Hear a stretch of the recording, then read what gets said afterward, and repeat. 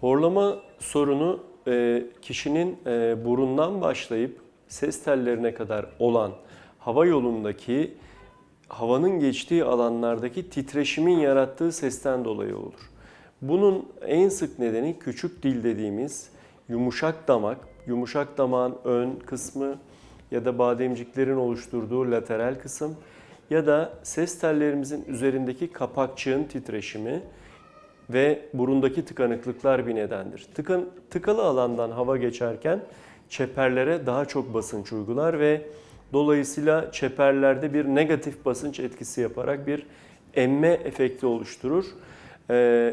Dokulardaki titreşim, yaratılan bu titreşim bir ses olarak, horlama sesi olarak çıkar.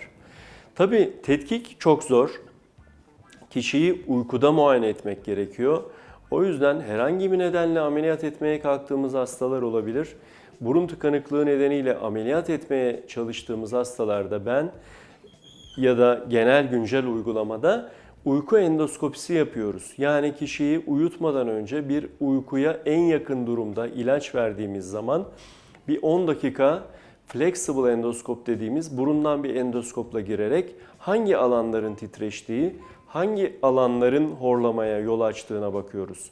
Yani tetkik olarak endoskopi, mümkünse uykuda bir endoskopi, mümkünse kişinin uyku partnerinden iyi bir öykü almak ya da evde çekilmiş bir video kaydını izlemek.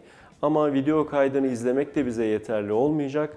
Nerenin horlamaya neden olduğunu anlayabilmek için iyi bir uyku endoskopisi yapmak ve buna göre tedaviyi planlamamız gerekiyor.